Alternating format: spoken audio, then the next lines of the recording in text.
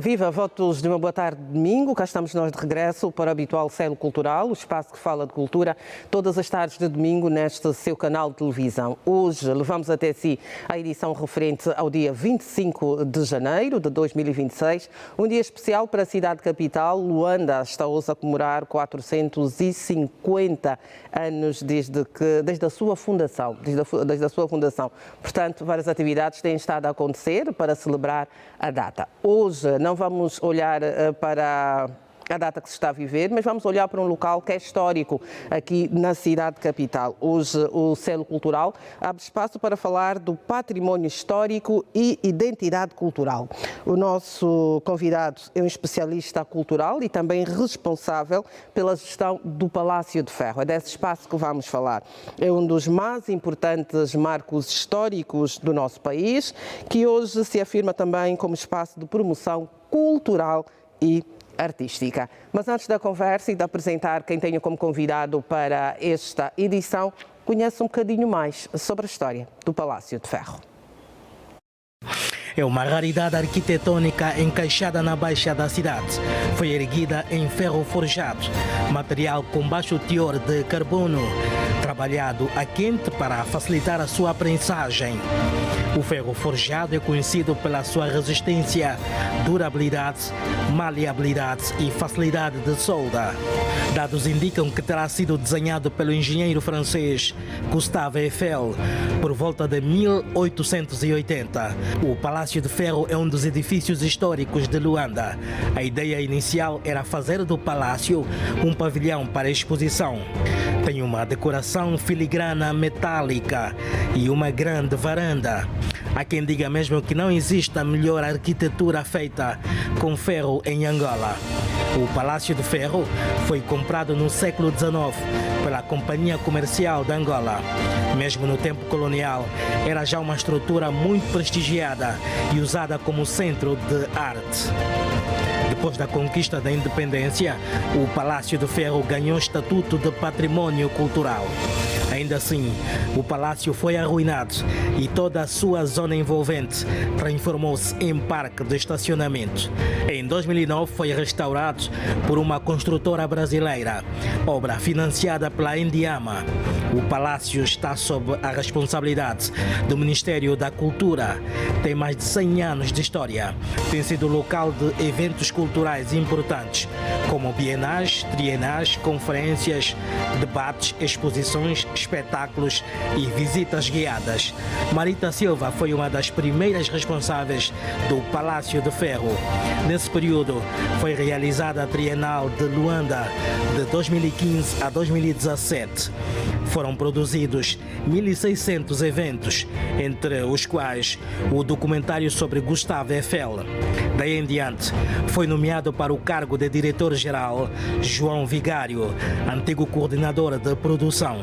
É um especialista em ativação e revitalização sistêmica de dinâmicas culturais. É também voltado para indústrias culturais e criativas. Uma carreira de 22 anos. Tem na bagagem a realização de mais de 4.000 eventos e cerca de 6.500 produções culturais, entre as quais bienais, trienais e fóruns.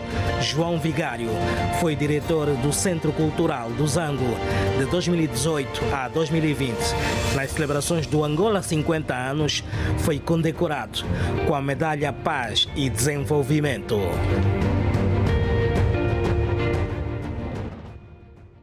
E tenho aqui comigo o convidado para falarmos então desse importante espaço cultural, este importante património cultural aqui do nosso país, João Vigário. João, boa tarde e bem-vindo ao Celo Cultural. Boa tarde, Rosa. Para nós é um grande prazer estar aqui neste espaço que certifica o que se faz em cultura em Angola. É um prazer enorme também poder recebê-lo, João. Primeiro, para o conhecimento dos nossos telespectadores, quem é o João Vigário e qual é o seu papel na gestão cultural do Palácio de Ferro? Ora bem, caracterizar-me, em poucas palavras, eu, João Vigário, é um entusiasta cultural, um romântico, pragmático, que não mede esforços e ameios para que efetivamente tenhamos mais cultura e mais cidadania no nosso país. João, o que é que representa para si assumir a responsabilidade a nível profissional de trabalhar com um tão importante património cultural do nosso país? Devo confessar que, em primeiro lugar, este processo decorre de uma relação afetiva com o lugar. A matéria que passou da apresentação sobre o Palácio de Ferro faz referência de que, depois de ter sido requalificado, isto aí no ano de 2015, eu estava a trabalhar na Fundação Sindica do Colo, estávamos a preparar a terceira Trienal de Luanda. E decidiu-se então, em conjunto com a Indiama, que a terceira Trienal de Luanda teria o seu quartel-general no Palácio de Ferro. Eu era um dos produtores, um dos coordenadores de produção da Fundação Sindica do Colo, por conseguinte da Trienal de Luanda, e nesse sentido tive, a partir de 2015, o primeiro contacto com o Palácio de Ferro, já nestes novos moldes de requalificação. Desenvolver o número de atividades que foram desenvolvidas durante a terceira Trienal de Luanda, num número superior a 2.600 atividades, fez-me ter um diálogo constante com o lugar. Okay. Afinidade, por incrível que pareça, eu só consigo trabalhar com os lugares se houver esta relação também de afinidade e de afeto. E de lá para cá não mais houve um corte neste afeto. Esta condição fez-me perceber que o lugar era extraordinário, okay, que merecia toda a nossa atenção, todo o nosso cuidado, não só do ponto de vista estrutural, mas também do ponto de vista orgânico, porque já naquela altura se vislumbrava ser um espaço de confluência de vários artistas, de várias pessoas, de vários eventos, e por essa razão, então, de bom grado, decidimos prestar-nos a cuidar dele da maneira que fosse possível.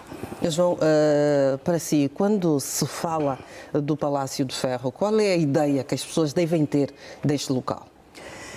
Esse pode-se aqui, não obstante ter uma configuração moderna, mas ele tem a configuração de muitas das casas que nós temos a nível do nosso país. Para além dessa estrutura arquitetônica imponente, né, feita em filigrama metálico, uma das características que fazem do Palácio de Ferro um espaço adaptado à nossa realidade é o quintal enorme que existe. Nós, do ponto de vista antropológico, somos um povo de quintal. Nós gostamos de celebrar as nossas coisas no quintal. E como é um espaço para a celebração das artes, aqui do ponto de vista da arquitetura e de outras disciplinas, é normal que algumas pessoas que lá estão se sintam em casa. Então, o convite é que toda aquela pessoa que goste de valorizar não só a história, mas sobretudo a arquitetura, okay, possa também sentir-se que ao ir ao Palácio de Ferro há de encontrar este espaço que é comum a todos nós, que é o espaço antropológico angolano, onde a arquitetura tem, na verdade, essa dimensão mais horizontal do que vertical. Olha, quando se fala do Palácio de Ferro, está-se a falar de um património histórico. Estar a trabalhar neste local, João, qual é para si o maior desafio quando o assunto tem a ver com a preservação do local? Pois, nós sabemos que a maioria dos países africanos tem alguma incipiência no que toca à preservação do património, seu património, desde logo por falta de meios, exato, porque a preservação demanda ter meios, mecanismos de preservação. Infelizmente o nosso país não foge à realidade de outros países africanos e nós temos enfrentado, sim, vários desafios e sobretudo porque o Palácio de Ferro foi instalado ou foi implantado numa zona que tem um lençol freático. Ou seja, estamos próximos do mar.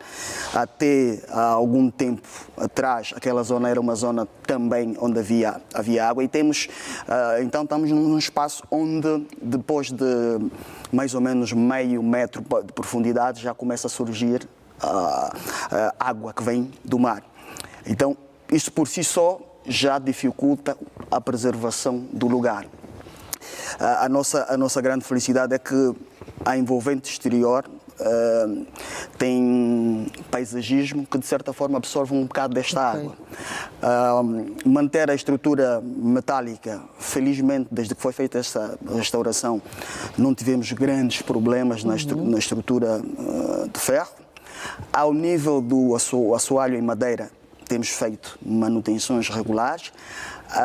Este ano, provavelmente no final do ano, vamos garantidamente ter que fazer algum trabalho de melhoramento na estrutura em ferro.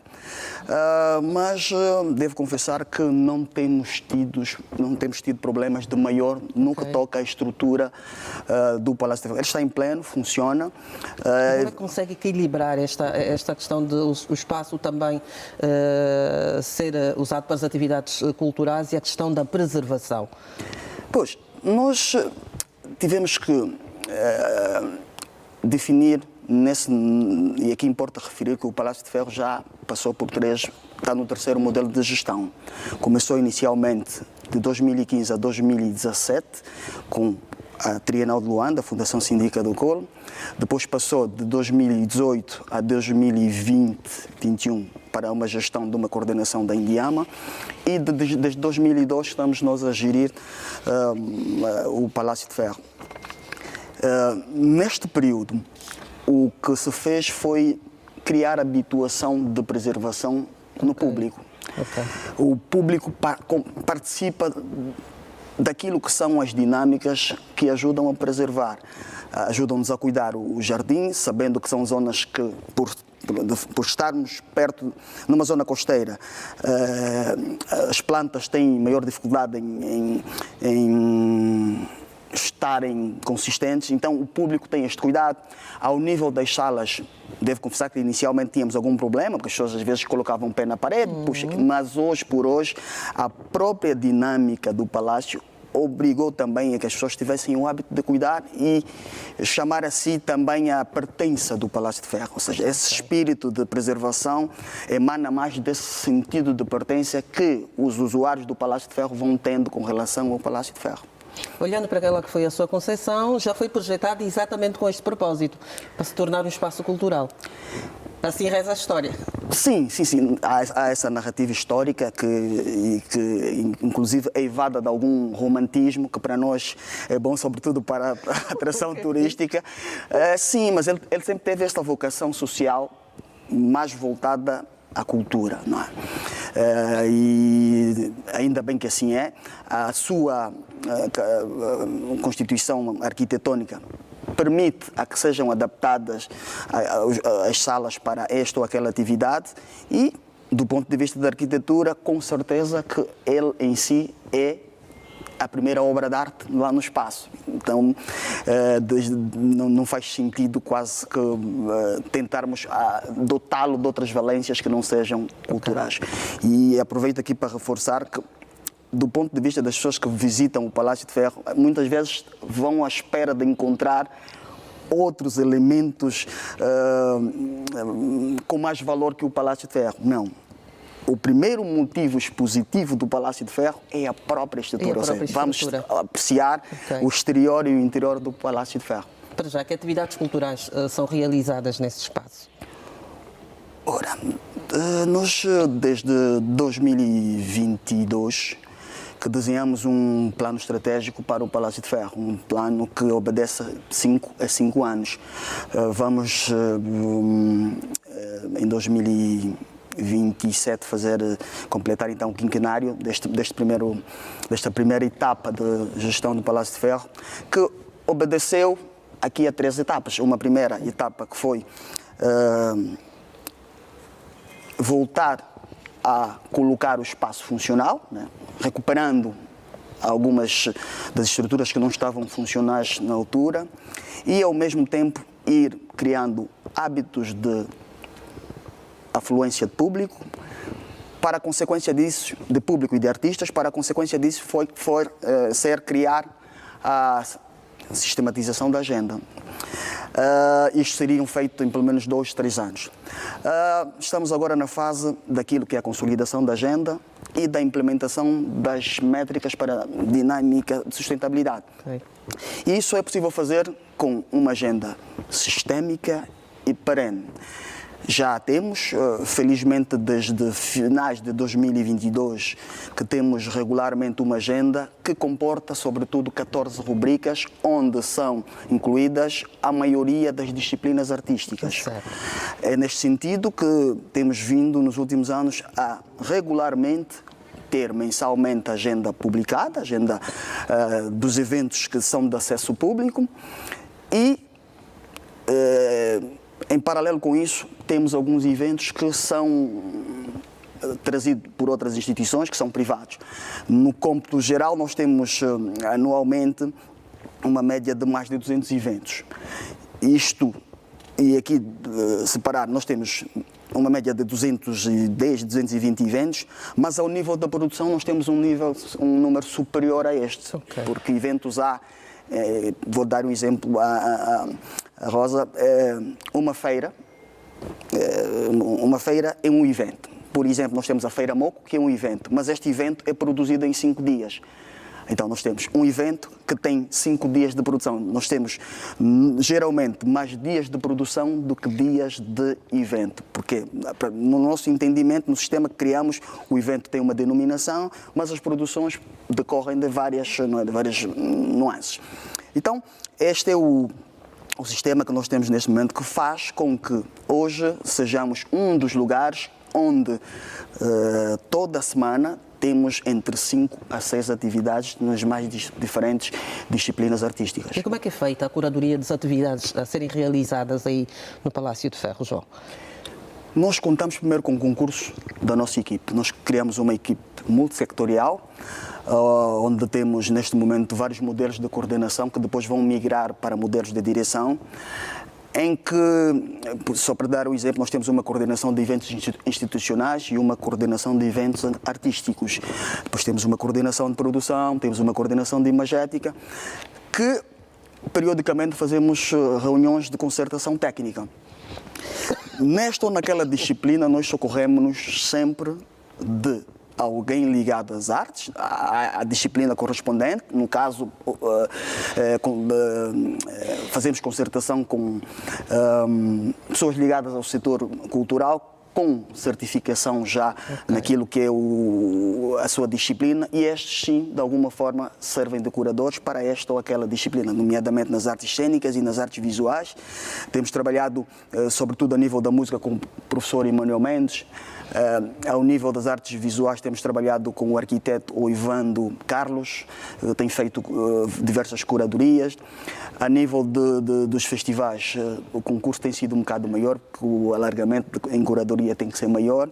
Enfim, servimos-nos da prata da casa como profissionais para, de alguma forma, subsidiarem aquilo que é a curadoria nos eventos do Palácio de Ferro. Acredita que as atividades culturais que têm sido realizadas no Palácio de Ferro têm ajudado de alguma maneira a criar uma certa formação cultural ao público que frequenta o espaço? Ou contribuído para a formação cultural do público que frequenta o Palácio de Ferro, João? Sem dúvidas, porque nós temos uma maneira de produzir eventos culturais com um certo diferencial. Nós promovemos a exaltação estética das artes e, por conta disso, alguns aspectos que são nocivos a que o indivíduo consiga fruir e absorver de facto aquilo que é a proposta artística entre nos nossos projetos. Nós tentamos, sem ser uma estrutura de censura, mas tentamos elevar ao máximo esta exaltação, não fazendo conjugar no mesmo local alguns aspectos que fazem com que as pessoas façam alguma resistência no que toca à absorção daquilo que é o de melhor das artes. E por força disso vamos tendo hoje, a nível do Palácio de Ferro e de outros lugares, um público já diferenciado, que valoriza aquilo que é, aqueles que são os fatores mais importantes da expressão artística. Nós todos os dias fazemos um exercício autocrítico connosco mesmo, onde podemos melhorar, onde podemos fazer melhor, e penso que isto tem feito algum diferencial, e não digo só no Palácio de Ferro. Hoje, por hoje, começamos a ver que estamos a contaminar positivamente outros lugares, outros espaços que vão se afirmando também nessa perspectiva, não só da sistematização da agenda, mas também deste cuidado para não continuarmos com este viés de que a arte é só um segmento, a arte só tem que ser desta ou daquela forma. Não, ela tem várias maneiras de ser apresentada e nós preferimos fazer da maneira um bocado mais difícil, que é aquela que depois cria habituação e que quando pega já não mais para. E que traz de facto desenvolvimento, não só do ponto de vista das consciências, mas sobretudo do ponto de vista da geração da economia criativa. Boa. E João, olha para o Palácio do Ferro como um espaço que consegue comunicar com a juventude e com a nova geração. E como é que isso se processa? Se a resposta for positiva, como é que isso se processa? Pois, os jovens são o público maior que nós temos no Palácio de Ferro. E por incrível que pareça, a nível do género, nós temos mais mulheres a frequentarem o Palácio de Ferro do que rapazes.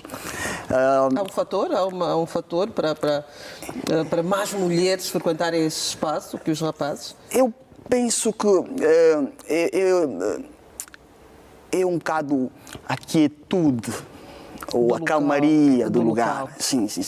Eu penso que as senhoras sentem-se mais, vamos lá dizer, mais confortáveis no Palácio de Ferro, mais em harmonia. É um espaço que tem natureza, tem estrutura moderna, não é, de certa forma, agressivo, não é tanto betão. Então, eu acho que... ambiente apaixonante, né? Que atrai o sexo feminino. Exatamente. Então, para além do lugar, são, na verdade, este diferencial de atividades artísticas. Nós tentamos, e porque fazemos um estudo daquele que é o nosso público, de quando há maior afluência, quando há menos, para perceber exatamente o que fazer para redirecionar aquele público que de certa forma já frequentava o Palácio de Ferro e deixou de frequentar. Não existe nenhuma fórmula mágica. O que nós fazemos é de tempos em tempos, correções daquilo que são os nossos direcionamentos para que efetivamente consigamos não só prestar um bom serviço, mas sobretudo fazer com que as pessoas tenham necessidade de ir ao Palácio de Ferro no sentido de eu quero estar no Palácio de Ferro. Certo. O Palácio de Ferro é também um espaço que, por ser um local histórico, certamente vai contribuindo para aquela que é a atividade turística a nível da cidade de Luanda. Certo. É uma visita muito constante, há uma procura muito grande pelo local. Quando isto acontece, que tipo de serviço, não é prestado ao turista que aflui ao local, João? Por enquanto, ou pelo menos até mais ou menos, até o ano passado, a meio do ano passado, os únicos serviços que nós tínhamos eram meramente culturais. Era oferta de serviços do ponto de vista das artes. Hoje contamos com um espaço ao lado onde foi erguido uma espécie de um restaurante para complementar de facto esta cadeia cultura-turismo. Somos um espaço que faz parte da rota turística da Baixa de Luanda.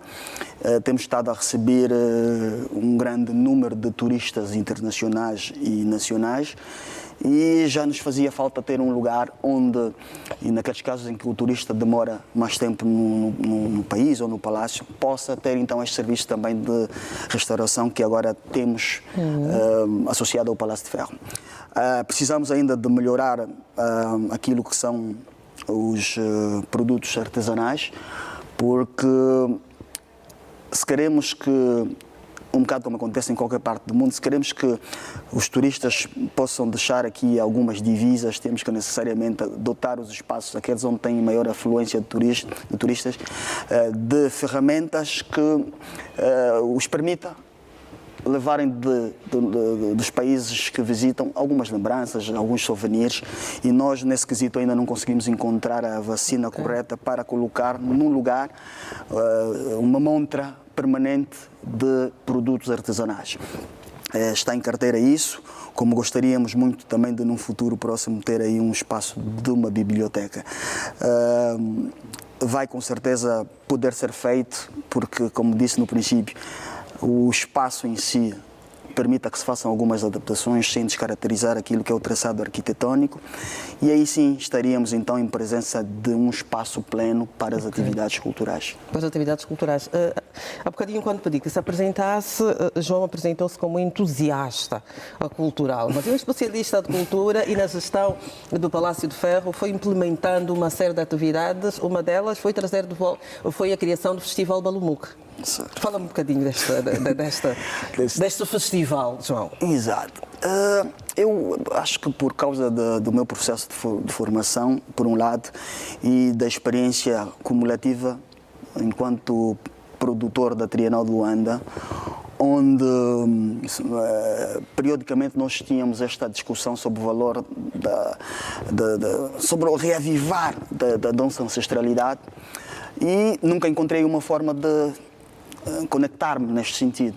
Foi daí que, em conversas com o Jorge Mulumba, decidimos então em 2022 fazer este caminho da música ancestral. Já tínhamos feito na Trienal, noutros moldes, então decidimos continuar com este processo e criamos o Festival Balumuca, que é o baluarte da música angolana.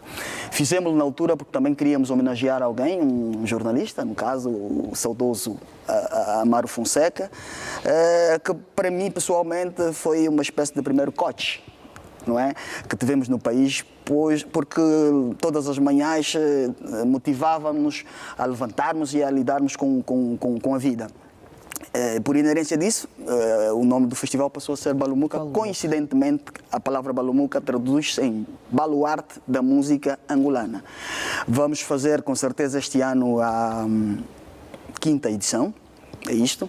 E ele vai ganhando cada vez mais forma. Já pensamos que na edição deste ano vamos ter com certeza a participação já de artistas que vêm das províncias. Okay. E não conseguimos, não minto, a edição anterior, a de 2025, conseguimos fazer com um conjunto de artistas que vieram todos eles do Ambo. Nós homenageamos a província do Ambo, inclusive trouxemos para Luanda a corte do reino do Bailundo. Esteve cá conosco, inclusive, Sua Majestade Rei Tchongolola Tchongongo, rei do Bailundo, que ficou conosco durante os 5 dias de festival, cujos artistas que participaram deste festival foram, sobretudo, artistas que vieram do Ambo. 2025 foi um bocado mais eclético, não é? Porque estávamos a celebrar os 50 anos da nossa independência, e para 2026 vamos circunscrever-nos a uma província. Estamos nesse momento a fazer os acertos finais. É prematuro dizermos já, não vamos dizê-lo neste momento, mas eu penso que na primeira quinzena de fevereiro já saberemos qual será a província. Temos 2 neste momento que estavam indicadas. Qual será a província que vai então fazer-se mostrar no Festival Balumuca. O grande objetivo da realização deste festival, disse o Jorge numa entrevista, é que é criar palco para os músicos fazedores deste género musical. Estamos na 5ª edição. Sente que de alguma maneira já consegue, está a cumprir com isto que era o objetivo inicial da criação do festival? Devo dizer que de certa maneira sim, mas ainda muito timidamente. Nós fazemos ainda, enquanto sociedade, fazemos muita resistência a esse reencontro com a nossa ancestralidade. Perdão, não temos encontrado uma maneira de reconexão. Mais do que pensarmos em resgate, é importante que a gente consiga encontrar os caminhos para essa reconexão com a nossa ancestralidade. E, por conta disso, alguns caminhos que podiam facilmente ser abertos não são abertos. Okay. Os artistas da música ancestral experimentam muitas dificuldades ainda. Nós, inclusive, temos vindo a fazer um trabalho de ajudá-los a organizarem-se, porque eles demandam muitas, mas muitas dificuldades mesmo. E isso, nós gostaríamos que a condição fosse outra, depois de 4 edições, mas a grande verdade é que nós não progredimos muito. Temos esta humildade de assumir que... Quais são os fatores que têm estado a condicionar este crescimento? O primeiro fator é essa resistência que nós temos, e falo a nível de toda a sociedade. Okay. Há aqui uma espécie de exotismo invertido, não é? Em que olhamos com uma estranheza pela negativa, quando podíamos olhar com uma... É normal que a pessoa, diante de um fenómeno estranho assim, tenha esse sentido de estranheza, mas não se pode traduzir em aversão. As pessoas às vezes são avessas a terem contacto com uma determinada manifestação cultural ancestral, só por isso mesmo, porque não se conecta. Então, e isto não pode ser imposto. Já tentamos por diversas vezes impor isso às pessoas. Não, isto tem que ser proposto e as pessoas em doses quase que homeopáticas irem absorvendo essa reconexão. Porque os modelos de imposição no nosso caso, é um modelo de proposta e temos consciência que ele precisa de tempo, de maturação, precisa de fazer o seu caminho. A única certeza que temos é que não vamos desistir. Que vão continuar a trabalhar. Mas o festival, que o projeto inicial também era o de não ficar só por Luanda. Tem o Palácio de Ferro como quartel-general, mas o objetivo era levar um bocadinho desse festival um pouco por Angola fora. Continuamos com esse objetivo. Não conseguimos fazê-lo porque, para além de algumas questões de sensibilidade, né? Temos também alguns fatores económicos que têm que ser equacionados. Exato. Gostávamos muito, mas eu, enquanto, vamos lá dizer, enquanto conceptor deste projeto, sempre coloquei na cabeça que o normal para que ele saísse de Luanda era ter pelo menos cumprir com um ciclo de 5 edições. Isso dá-nos alguma maturidade, dá-nos algum arcabouço para facilmente levá-lo a outras províncias, porque temos que encontrar os contextos provinciais para fazê-lo acontecer nas províncias. Há bem pouco tempo estive no Kwanza Norte, no âmbito das celebrações do 8 de janeiro, e penso que existe uma praça aqui perto, no Kwanza Norte, que se pode fazer o Festival Balumuca, e inclusive do ponto de vista logístico, para nós que saímos de Luanda, que vamos naturalmente trabalhar com o produto artístico local, mas para nós saímos de Luanda fica economicamente menos oneroso.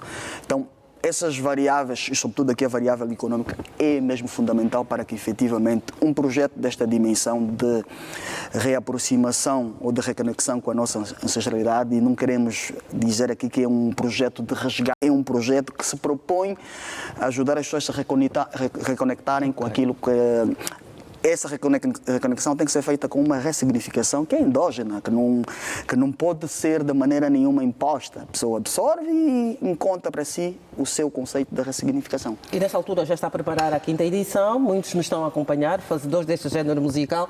Qual tem sido o critério para a participação do festival? Ora bem, nós lançamos sempre um repto que não é muito formal.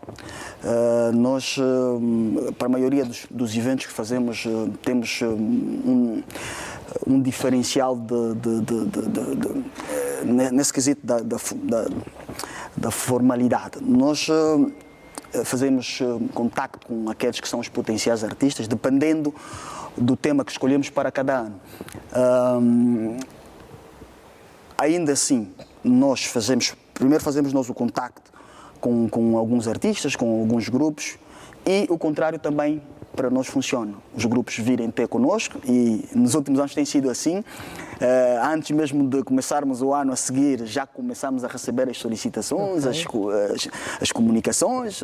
Não se esqueçam de nós, o festival este ano vai acontecer, não vai? Então, já há um movimento neste sentido, ou seja, aquilo que era a premissa necessária para ele persistir no tempo já está feita, que é a consolidação do projeto.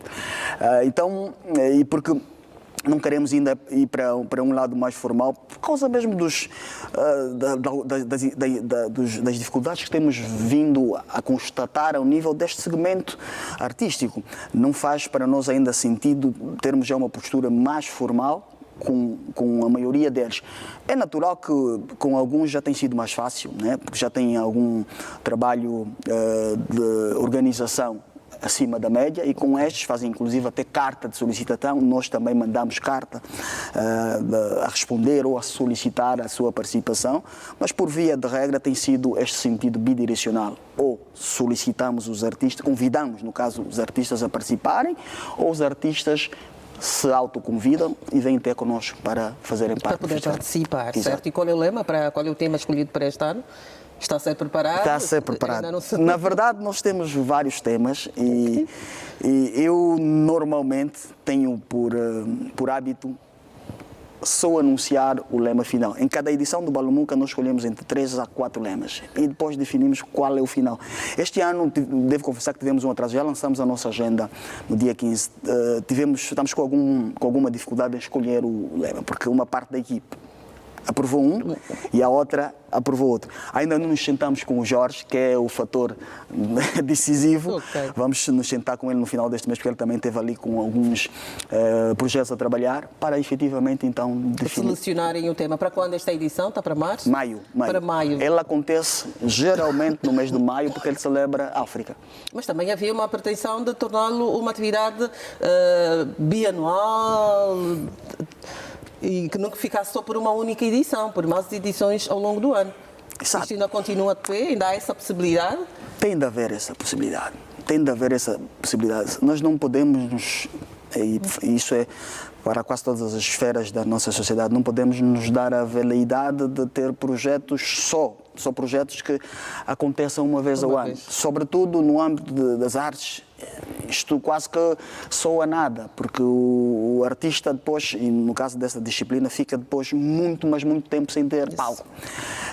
Nós vamos ter aqui alguma coragem para que na edição número 6, a partir da edição número 6, existam vários concertos antes, que vão ser considerados uma espécie de anteprojetos, e em maio de cada ano, então, haver o festival. O grande festival. Exatamente. O grande festival. Vamos andar, com certeza, pelas 21 províncias do nosso país e fazendo este modelo, já sabendo que algumas províncias com certeza não terão um volume de participações como tem Luanda, mas é ir fazendo para que efetivamente cheguemos a um período em que está a acontecer o Festival Balumuca ao nível de todo o país. Vamos fazer fé, vamos estar aqui a fazer fé, a torcer para que tal aconteça. Outro projeto que também foi palco o Palácio de Ferro, talvez devesse falar com o professor, ajuda-me o nome, Angola Music Symphony.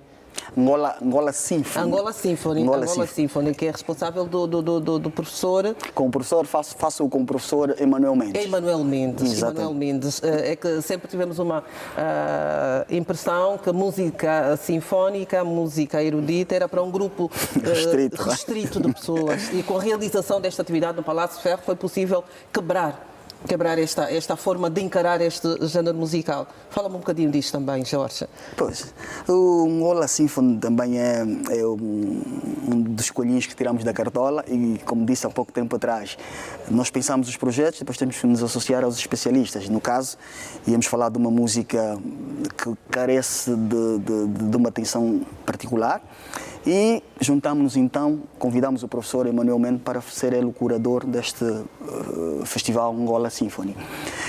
Infelizmente só fizemos uma edição, que foi em 2023, iríamos fazer em 2024, não conseguimos fazer, e agora em 2025 também não conseguimos fazer, mas com certeza que ele vai... Já se foi anunciado, naquelas que são as atividades para 2026, que... Vamos, sim senhora, retomar. 2026 vamos ter. Exatamente. Sim, e acabou por trazer um diferencial enorme.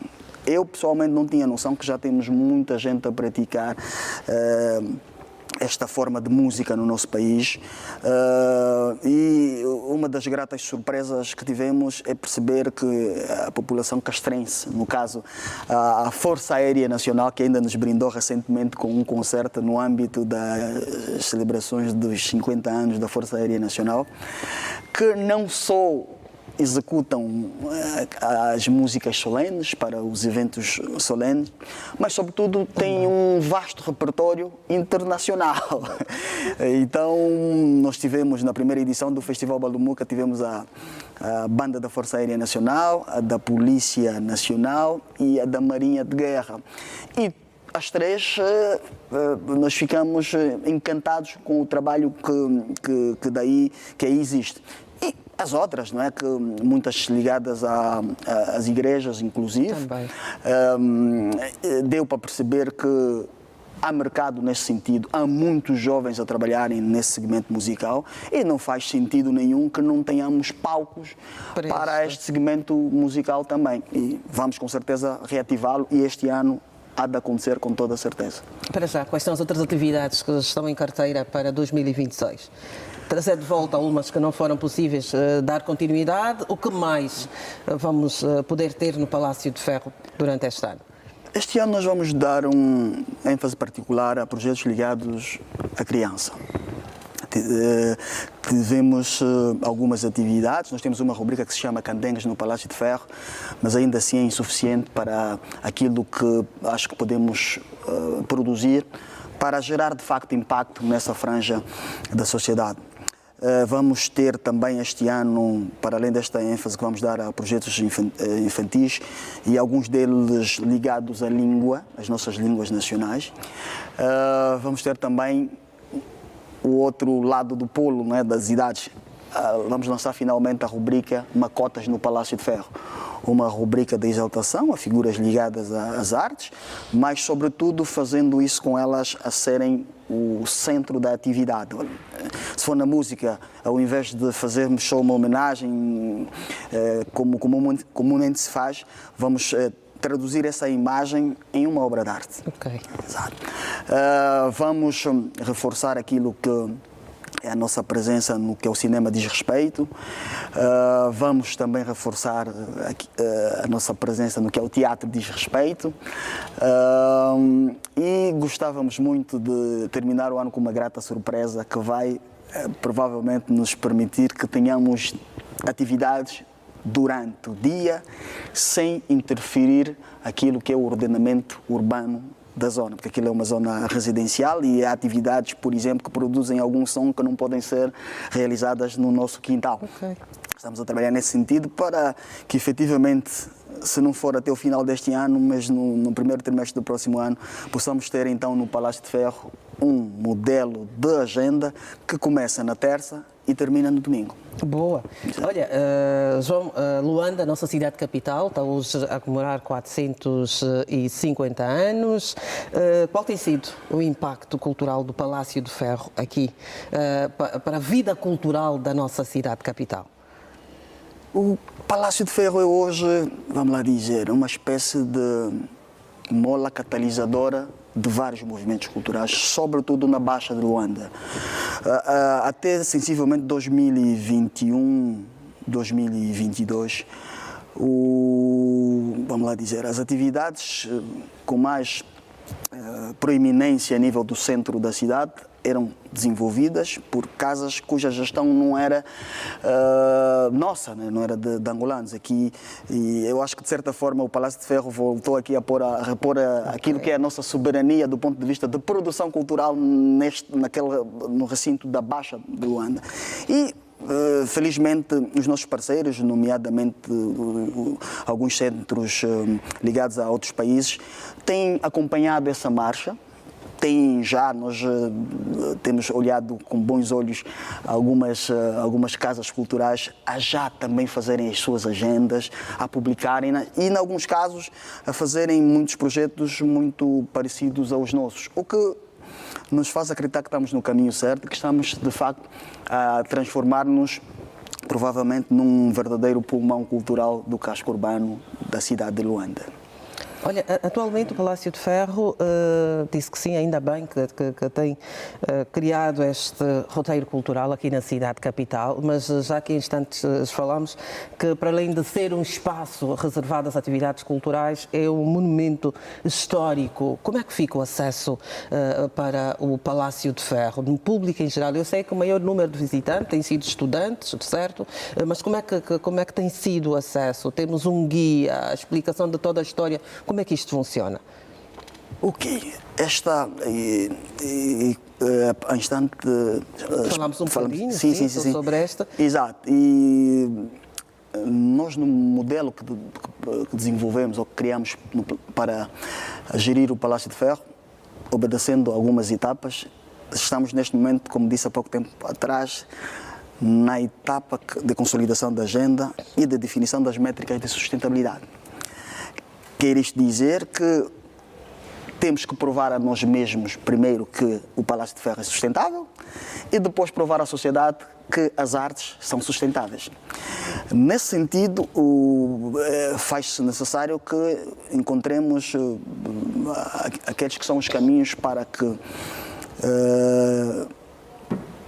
consigamos ter encaixe de receitas por via dos eventos e por via das visitas. Neste momento, quem for visitar o Palácio de Ferro tem de pagar uma taxa mínima. Isto está implementado desde o ano passado. desde o ano passado, desde finais de 2024. É período experimental, não fazemos ainda resistência, é normal que as pessoas durante muito tempo estiveram acostumadas a aceder ao Palácio de Ferro de forma gratuita. Então isto também tem que ser de forma gradual, não queremos provocar a ninguém algum choque térmico. Da mesma forma que ao nível das disciplinas artísticas, dos eventos, nós até um tempo atrás era tudo gratuito, hoje por hoje os eventos, na sua grande maioria, têm um custo de ingresso. O tratamento é igual para as visitas turísticas, pagam uma taxa e temos colegas que servem de guias, nós não temos ainda guias formados como tal e por conta disso, inclusive, nós nos últimos anos temos, a nível daquilo que é a parceria institucional, temos parceria com algumas instituições de ensino que temos sido um espaço de prestação de estágio a alunos finalistas de algumas instituições, no caso uma em particular que é o Instituto Superior de Turismo, que de certa forma nós num espaço próximo vamos com certeza ter com eles alguma parceria no sentido de ajudarem-nos a formar guias específicos para o Palácio de Ferro. Neste momento absorvemos deste instituto 2 dos últimos estagiários, só que como vinham já com uma predisposição foram alocados noutras áreas, porque mostraram essa predisposição. Mas sim, precisamos de melhorar nesse sentido de guiar as exposições, sendo que um dos principais guias do Palácio de Ferro sou eu. Exato. Presto-me a este serviço de bom grado, porque acredito que, por ter este particular de ser provavelmente a única pessoa em Angola que tem uma relação com o Palácio de Ferro de mais de 10 anos, devo ter algum conhecimento que muitos dos meus colegas não têm. Então, há aquelas visitas específicas que, de bom grado, quando tenho disponibilidade, sou eu a fazer de guia. E, felizmente, como a nossa equipe ela é multifacética, porque percebemos também que o mar de dificuldades que encontramos no nosso país nos obriga a quase adaptar-nos a esta ou aquela situação. Então, forjamos colaboradores ou colegas que possam, de alguma forma, na ausência de um guia, poderem ser eles os guias. Não temos esta formação como tal, mas aquilo que é o essencial para que pelo menos uma pessoa não saia do Palácio de Ferro sem informações mínimas sobre o Palácio de Ferro, isso nós provemos. Há uma história, alguma curiosidade que se pode contar deste local? Que pode partilhar aqui connosco e com o público que nos acompanha agora, João? É uma curiosidade e aqui também eu acho que é um bocado essa corrente antropológica que nós temos enquanto angolanos, enquanto africanos. Nós, desde que estamos no Palácio de Ferro, é um espaço aberto. Temos só me lembro de termos ter cancelado 12 eventos por causa da chuva. Nós somos um país em que maioritariamente, né, temos um tempo chuvoso em maior escala. E por incrível que pareça, tivemos casos em que o céu totalmente nublado, choveu noutras zonas e no Palácio de Ferro nada. Os meus colegas, de certa forma, tratam-me do bruxinho do Palácio de Ferro. Se calhar temos boa relação com a Kianda e tem sido muito gratificante não cancelar. Nós temos uma taxa de cancelamento de evento na ordem de menos de 1%. Okay. Isto num espaço aberto é qualquer coisa de estranho. É estranho, mas ainda bem que assim é. Ainda bem que assim é. João, muito se fala também no que toca ao arquiteto responsável desse espaço, Gustavo Eiffel. Confirma-se? É sim, hoje já não podemos ter essa dúvida, porque isto, em 2017, o Estado angolano e o Estado francês, com base num estudo que fizeram em ambos os lados, chegaram a esta conclusão, que pela constituição da obra e pelo histórico que tem, faz parte do universo de Gustavo Eiffel. Foi em 2017, no dia 14 de julho, que na altura Sua Excelência Ministra da Cultura, doutora Carolina Cerqueira, e o embaixador de França, na altura, acho que se chamava Sylvain Aité, qualquer coisa assim, descerraram então a placa, acompanhados do presidente do então presidente da Indiamo, o Dr. Carlos Chumbula, e do presidente da Fundação Sindica do Colo, Dr. Sindica do Colo. Desterraram a placa que hoje comprova, que hoje acaba por validar esta narrativa de que o Palácio de Ferro, na verdade, fez parte da primeira exposição internacional da arquitetura, que aconteceu em Paris, em 1889, quando na altura se celebrava a queda de Bastilha, a Revolução, os 100 anos da Revolução Francesa. E, coincidentemente, aí é que o Estado francês e o Estado angolano fazem este desterramento da placa, ou colocam-no como sendo confirmada esta narrativa no dia em que, no âmbito das celebrações do 14 de julho, aqui em Angola. Então, hoje fica... Está aprovada a autenticidade do responsável daquele projeto, Gustavo Eiffel. Exatamente. Está aprovado. Mas vamos, na reta final da nossa conversa, na reta final, que mensagem, como gestor desse espaço, deixa para a comunidade sobre a importância deste património? Eu penso que todos nós, os luandenses, os angolanos, temos a obrigação de preservar os lugares de memória, de história, e o Palácio de Ferro é, de facto, um lugar de memória e de história. Tem de pertencer a todos nós, e este sentido de pertença tem que nos ajudar a valorizá-lo e a preservá-lo.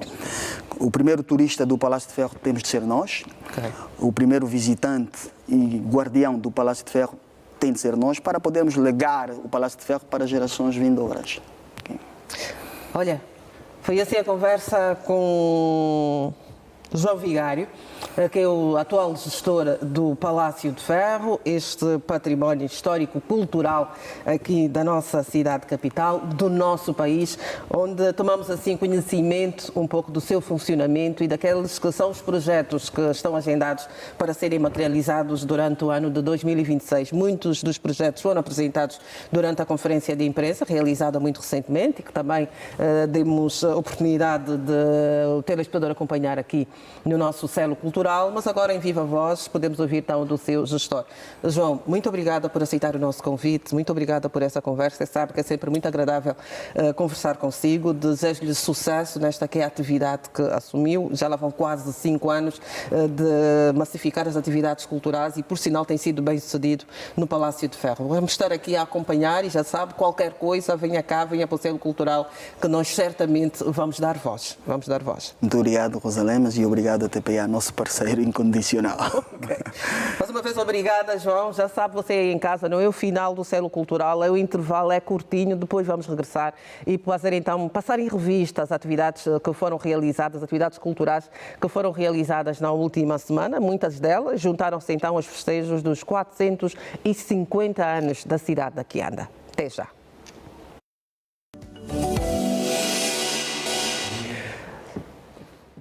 Estamos assim de volta com este que é o Celo Cultural, às tardes de domingo aqui da televisão pública de Angola. Vamos então começar a olhar para aquelas que são as atividades que aconteceram na última semana. Uma delas foi a realização da 10ª edição da Feira Gastronómica e Cultural. A atividade foi realizada pelo Insotec. A Feira Gastronómica e Cultural 2025-2026 uniu jovens estudantes do Insotec. 9 províncias de Angola foram representadas com danças locais. A festa começou com o som vibrante do batuque. Os estudantes do Insotec começaram por exibir um ritual do povo Axi Luanda, habitantes da ilha de Luanda.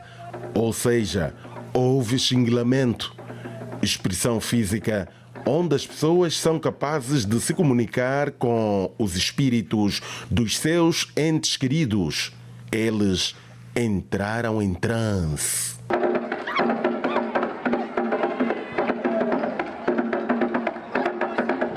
A Feira Gastronómica e Cultural, realizada pelo Insotec, já vai na 10ª edição.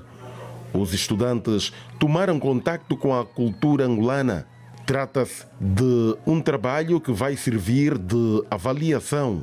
O que vai acontecer agora, depois das apresentações, a mesa do júri vai correr cada uma das províncias para colher mais elementos que têm que ver com a idiosincrasia de cada província, a qualidade do que eles trazem, da apresentação que eles trazem, se forem fidedignos à tradição de cada província. Portanto, há vários parâmetros que eles vão ser avaliados e que essa nota vai se refletir na cadeira de Gastronomia, Cultura e Práticas Hoteleiras. Houve apresentações de danças tradicionais e modernas.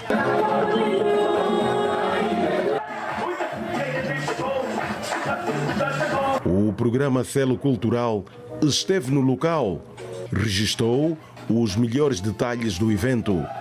A música continuava a soar alto e a invadir corações. Não importava a condição física de quem quer que seja.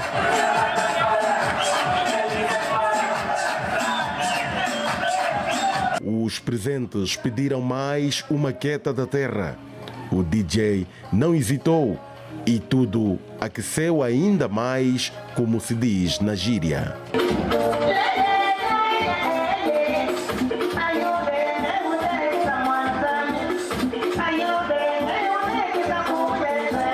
Depois da música e da dança, foi a vez da exposição gastronômica. Houve também demonstrações práticas de preparação culinária. Um calulu de peixe, para acompanhar com feijão de óleo de palma. Tem a carne de cabrito, tem ali a cabidela, tem um fungo com sumate e aqui a cachupa. Depois da província do Ambo ter exibido os seus pratos, o mesmo fez a província do Namibe, também conhecida como a pérola do turismo em Angola. Trouxemos o marisco, trouxemos os quituti, trouxemos o fungo de maí, trouxemos o maruvo, trouxemos a quiçangua. E também temos o tambarino, temos aí o soba, temos o pilau, temos a cabaça. A província de Cabinda também divulgou as suas técnicas culinárias e trouxe as iguarias da banda. A quizaca, galinha fiote, o macaiabo, e gostaria de convidar a todos os turistas e o público em geral a fazerem uma visita mais profunda à província de Cabinda. De olhos postos nas 9 bancadas, a mesa de jurados levantou-se então para degustar as iguarias e avaliar a maneira como foram confeccionados os diversos pratos das províncias concorrentes. Depois de ter avaliado os vários aspectos do concurso, como a dança, música, traje e culinária, é chegado o momento da avaliação final. Afinal, quem vai vencer? O suspense tomou conta dos presentes no local. Minutos depois, o jurado acabava então de anunciar o grupo vencedor da Feira Gastronômica e Cultural 2025-2026. O primeiro lugar é para a Linda Sul!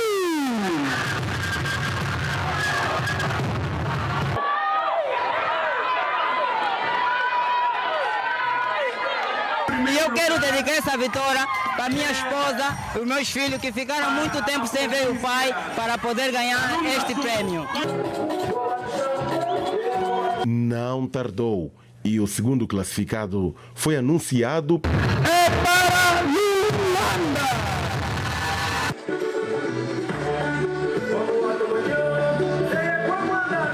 Não foi um trabalho fácil, o empenho de toda a equipa, todos os colegas.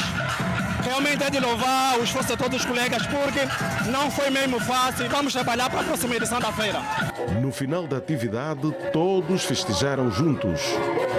Caso para dizer, um só povo, uma só nação.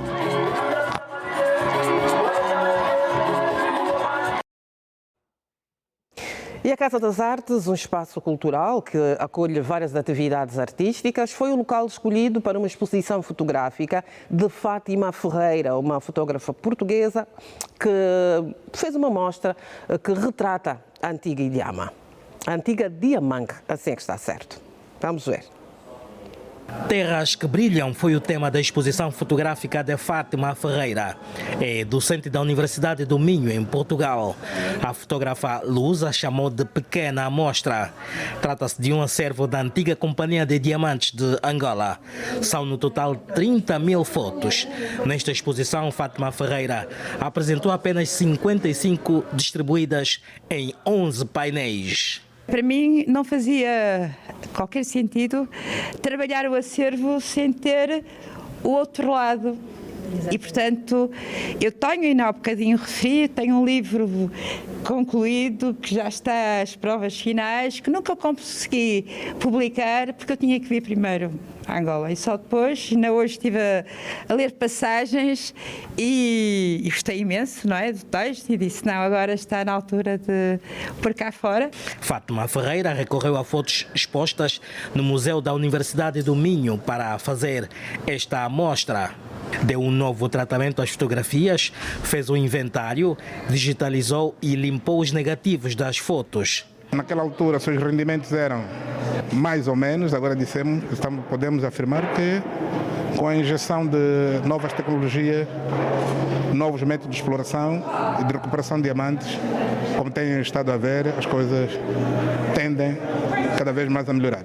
Numa das fotos vê-se as etapas da nova estrada que liga Dundo ao Camisombo, tirada em 1954. Outra imagem faz referência ao bairro dos Trabalhadores do Luaco, de 1927. A exposição aconteceu na Casa das Artes, município do Talatona. Foi em alusão aos 45 anos da criação da Endiama. E da fotografia vamos agora à música. Numa entrevista concedida aqui ao Selo Cultural, o músico angolano Jojo Gouveia disse que tem como sonho fazer dueto com Bonga Quenda.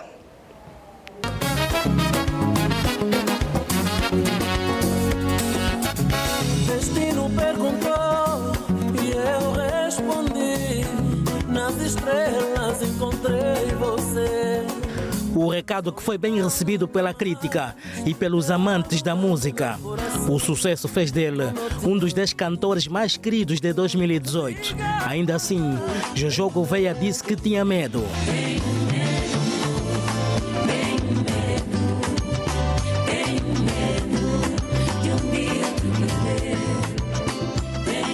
Agora que perdeu o medo, manifestou o desejo de fazer um dueto com um dos conceituados músicos angolanos, Bonga. Gosto da sua sensibilidade musical, gosto da sua essência, a sua autenticidade, né, a nível da música.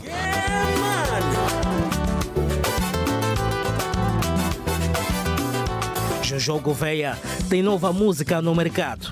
Intitula-se A Tua Maneira. Meu amor é pura conexão, esse teu gingar diferente, minha mulher, é pura sedução, esse teu toque de carinho tocou meu coração. É uma música que de resto já vai ocupando o seu espaço, vamos recebendo retornos muito positivos pelas pessoas que nos ouvem.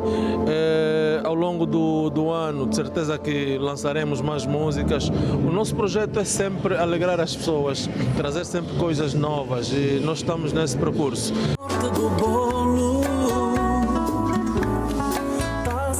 Um percurso que fez de Jojo Gouveia um cantor versátil e que a qualquer momento pode surpreender os fãs. Não se surpreendam quando for cantar espanhol, cantar inglês ou qualquer que seja a língua. Relaxar a minha dor, minha amada, eu sempre conheço o valor.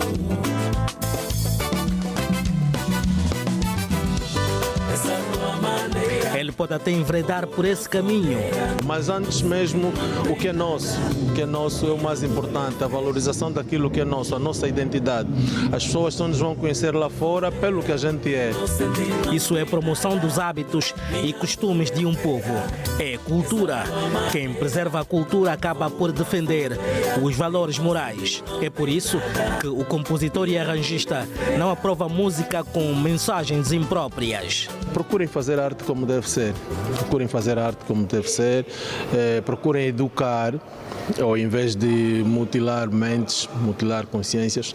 Procurem educar, procurem evoluir com o país, com o continente, com o mundo. Diga pra todos que também me amas, coisa que não custa tanto amor. Sem você como dói, e eu na vida encontrei você. Jojo Gouveia dá os primeiros passos na música em 1996. 3 anos depois, forma o grupo G Unido. 2001 participa no concurso Estrelas ao Palco. Conquistou o Top Rádio Luanda em 2023 e venceu também o prêmio Melhor Letra no Festival da Canção da LACA.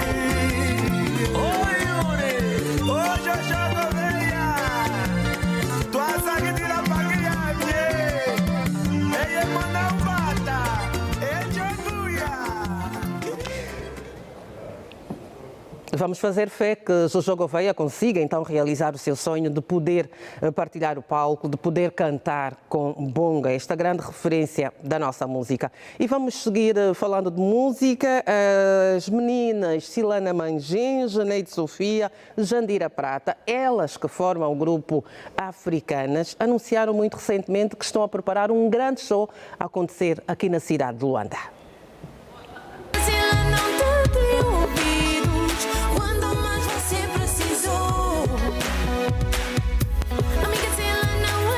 Contigo, quando a noite você chorou, se te põe na cama e posta pra fora, não vale a pena chorar porque a essa hora ele está com outra mulher, ele está com uma. Os fãs não choraram, mas ficaram perto disso. O ritmo quase eletrizante chegou e, sem permissão, ocupou logo espaço na agenda de jovens e adolescentes.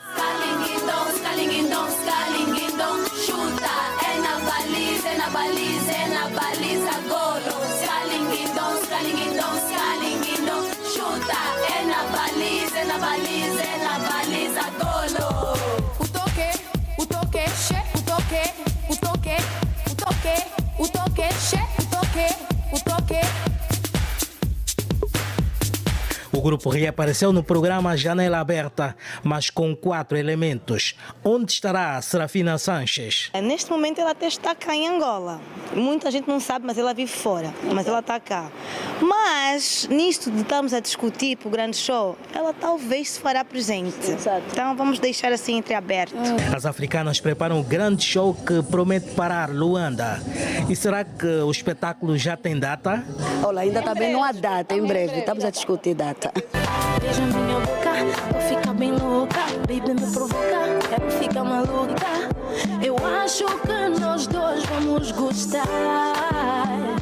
Não será igual à atuação de 2011. Mas Silana, Jandira, Cleide, Neide e Serafina prometem fazer valer o nome do grupo. Vão ser cantadas as músicas do disco Sonhos e Verdades. Falando em disco, será que está a ser preparado o segundo? Não, para as africanas não. Se calhar as nossas carreiras a solo, é claro, cada uma aqui tem a sua carreira e é por aí. Agora, para as africanas, vamos brindar os nossos fãs com um show bonito, relembrar um bocadinho e entre nós vai estar sempre tudo bem, vamos estar sempre juntas. Com Sonhos e Verdades, fizeram digressões pelo mundo. Silana Mangenja, Jandira Padre, Cleide Afonso e Neide Sofia dizem que o grupo está coeso. A crítica diz que não, mas Jandira Padre reafirma que nada mudou.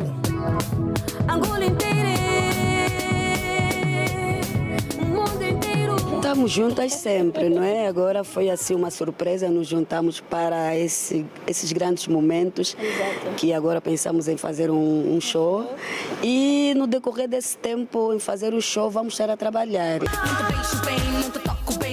Inspirada nos sucessos de Beyoncé e das Spice Girls, as africanas aproveitaram a projeção de Bounce em 2008 para assumirem o estatuto de cantoras.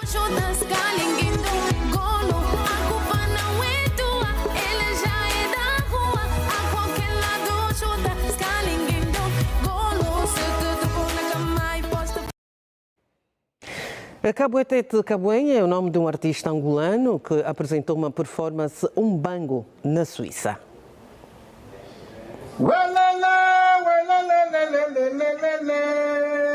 O artista angolano apresentou a performance no espaço Bota Anjos, em Lisboa. Umbango é uma exploração das marcas da desapropriação histórica em África. Umbango narra o legado de obras de arte, ideias e recursos roubados no continente berço. Um que se enconde no corpo, em movimento, dá-se o Quilula, que significa purificação. É uma jornada simbólica que atravessa a ponte entre o amarelo vibrante do início sereno da purificação, promovendo uma ligação espiritual profunda. O corpo se torna um espaço de pensamento e transcendência, libertando-se das amarras culturais e se conecta com a essência ancestral. Esta performance foi desenvolvida na casa do artista angolano Janguinda Cabuetete Cabuenha. A peça voltou a ser apresentada no Museu de Etnografia de Genebra, na Suíça. Janguinda Cabuenha é um artista com várias facetas. É coreógrafo, professor e pesquisador de artes marciais angolanas. Cabuenha é conhecido por promover a cultura de Angola através da capoeira. Está também ligado à literatura.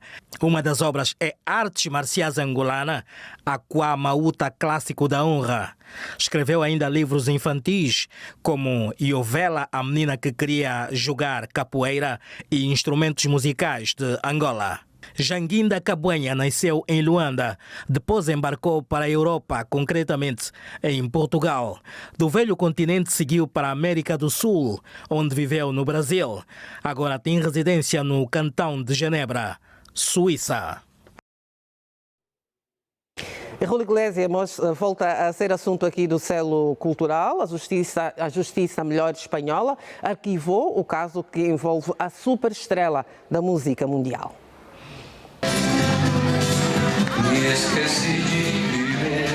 O astro da música pode respirar de alívio. A Justiça Espanhola decidiu arquivar o caso que envolve Raul Iglesias a duas antigas funcionárias, alegando falta de jurisdição dos tribunais espanhóis, até porque os supostos abusos sexuais ocorreram fora do território espanhol, nomeadamente na República Dominicana e nas Bahamas. Outro facto que pesou é que nem as denunciantes, assim como o acusado, residem no país. No entanto, esta decisão não significa que os tribunais onde os alegados abusos teriam ocorrido tomem medidas. O cantor e compositor de 82 anos negou todas as acusações. Nas redes sociais, Iglesias afirmou que as acusações eram falsas.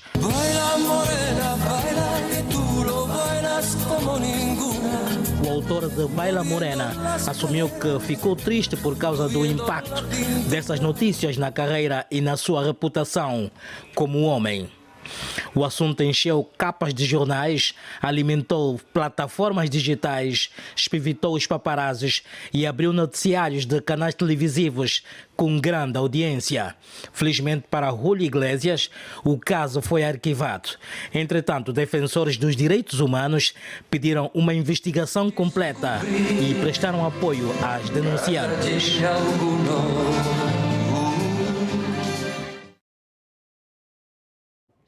E foi enterrar esta sexta-feira em Roma o famosíssimo estilista italiano Valentino Garavani.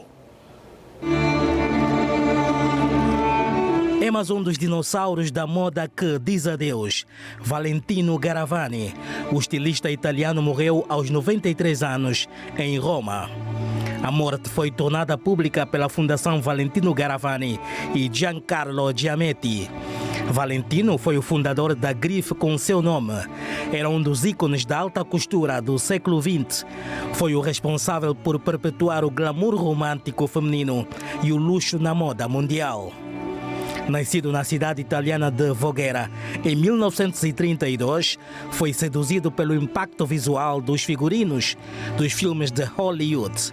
Sua base técnica foi construída na França. Aos 17 anos, Valentino fixou-se em Paris, mesmo contra a vontade do pai. Lá se formou na Escola de Belas Artes. Trabalhou nas casas de moda Jean Dessé e Guy Laroche. Quando regressa a Roma, em 1959, se junta a Giancarlo Giametti. Os dois estruturaram a Maison, marca que se tornou sinônimo de luxo italiano, chamando para si a atenção do mercado internacional. Os críticos da moda definem a estética de Valentino como ultra-feminina e teatral na medida exata, com códigos que integram linhas limpas, uso de chiffon, laços, flores e o contraste entre preto e branco. O vermelho era o elemento principal do criador italiano. O tom não era simplesmente uma cor, era o símbolo do glamour noturno. Era também a representação de uma mulher delicada e poderosa. Valentino usava tecidos luxuosos, crepe Valentino com caimento pesado e toque macio, oferecendo um movimento sem dar volume ao excesso das peças. Sua lista de clientes incluía Jack Kennedy Onassis, ex-primeira-dama norte-americana, as atrizes Elizabeth Taylor e Sophia Loren. Algumas famílias de realezas europeias faziam parte da lista. O estilo de vida de Valentino era à base de festas, palácios e ambientes refinados em iates. Cindy Crawford, Linda Evangelista e Donatella Versace expressaram um sentimento de pesar nas redes sociais pelo falecimento de Valentino. A fortuna de Valentino está avaliada em cerca de 1,5 mil milhões de dólares. O enterro do estilista italiano aconteceu esta sexta-feira na Basílica de Santa Maria dos Anjos e dos Mártires. Valentino Garavani morreu de causas naturais nos seus aposentos. O estilista era também conhecido como o último imperador.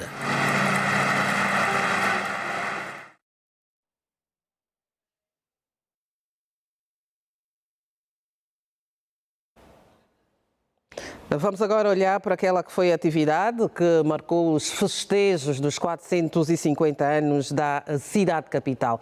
Um show musical que juntou mais de 20 mil pessoas e músicos consagrados aqui da nossa praça. Noite de muita luz, cor e alegria foi vivida neste sábado em alusão aos 450 anos da cidade de Luanda. Perto de 20 mil espectadores estiveram presentes na Baía de Luanda e vibraram ao som de músicos consagrados e não só. Com certeza estamos a dar a novas gerações, aos mais velhos, não é? A artistas que destacaram ao longo do ano, não é? Na verdade, é um cozinhar de vários artistas, de várias etapas, não é? E para nós é muito importante porque não só estamos a comemorar as festas, como estamos a dar empregos a vários artistas, a várias feirantes que cá estão, a empresas de segurança e tudo mais. Na verdade, esse movimento cultural que está acontecendo na Bahia e na cidade de Luanda o mês todo, no mês mais longo do ano, não é? Acaba não só por nos permitir festejarmos, como também gerar vários empregos. Chelsea Dinorá, Calibrados, Prodígio, Jéssica Pitbull, Tsunami e outros fizeram vibrar o público presente. Está uma festa muito bonita, a cidade de Luanda está de parabéns. E que venham muitos anos e que mais festas dessas. Está animada, que venham mais anos e mais festas. Hoje, nas vésperas da cidade de Luanda completar, de facto, os 450 anos, viemos aqui ter esse show cultural, porque Luanda é cultura, Luanda começou também de cultura. Tratando-se de uma festa de aniversário, o apagar de velas não podia faltar. Liderados pelo governador provincial Luís Nunes, os presentes cantaram os parabéns e assistiram ao espetáculo de pirotecnia que simbolizava uma Luanda mais alegre para os próximos tempos. Luanda é esta cidade multicultural, dinâmica, vibrante e que naturalmente, independentemente de esperarem daquilo que é apenas da governação de Luanda, é todos nós sermos partícipes na construção contínua dessa nossa grande cidade. Luanda celebra esses 450 anos sempre na perspectiva do desenvolvimento e de melhor acolher os seus cidadãos e aqueles que nos visitam. Ainda no âmbito dos 450 anos da cidade, a Baía de Luanda vai testemunhar neste domingo um show gospel com atuação de músicos da Praça Nacional.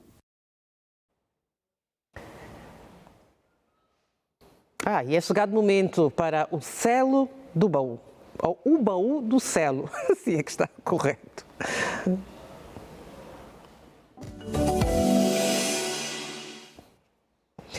E para esta edição do Baú do Selo, a nossa convidada é uma diva da música angolana.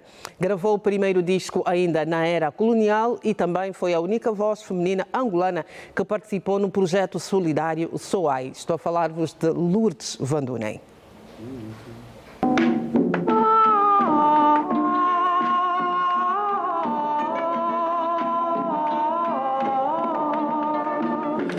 A paixão pelo canto começa nos primeiros anos de escolaridade. O gosto pela música cresceu ainda mais no ensino secundário, no colégio Dona Castro e Silva. O tempo passava e o assunto música tornava-se sério. Lourdes Vandunem começou a atuar em clubes. A elegância da sua voz e o quimbundo refinado fizeram com que se destacasse nos anos 60, a altura em que a música angolana era dominada por homens. Foi descoberta por Domingos Vandunem, seu tio, que a levou para o Angola Ritmos, onde se junta a Liceu Vieira Dias, José Fontes Pereira, Amadeu Amorim e Belita Palma. Tornaram-se figuras lendárias da música angolana.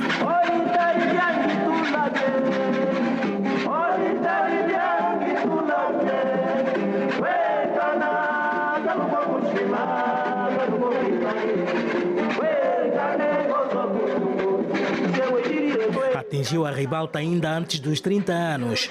Foi na década de 60, com o agrupamento Angola Ritmos. Lourdes Vandunem aproveitou os bons ventos e gravou o primeiro disco com o título Monami, que na língua portuguesa significa meu filho. Depois, lançou vários singles.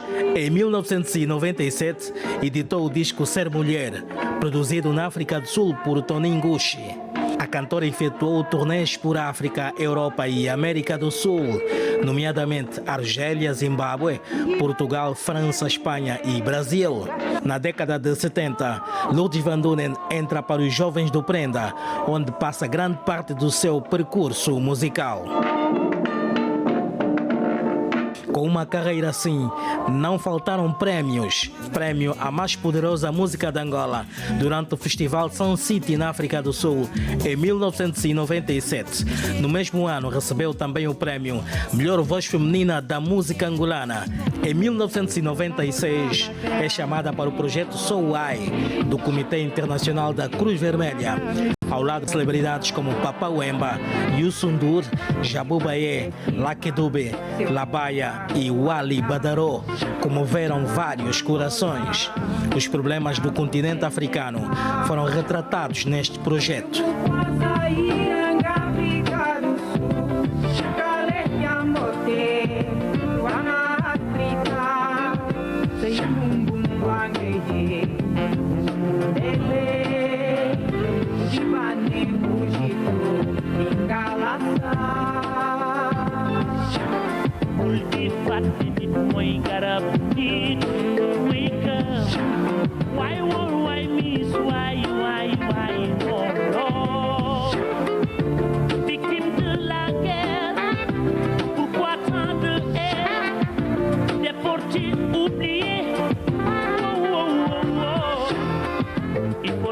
Teve passagem pela rádio Voz de Angola, onde aperfeiçoou o quimbundo. Era, na verdade, Maria de Lourdes Pereira dos Santos Vandunem, a diva que se recusava a envelhecer. Nasceu a 29 de abril de 1935 e faleceu a 4 de janeiro de 2006. Curiosamente, o ano em que morreu Henrique Branches, a figura do Baú do Selo da semana passada.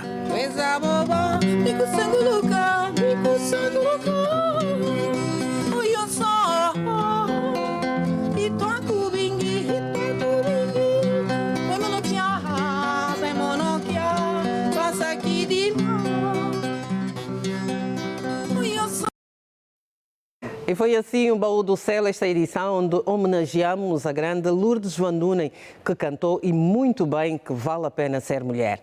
Chegamos assim ao final de mais uma edição. Muito obrigada por nos ter acompanhado. Desejo-lhe uma boa semana laboral. Já sabe, no próximo domingo estaremos de volta e eu quero muito poder contar consigo aí do outro lado. Fique bem.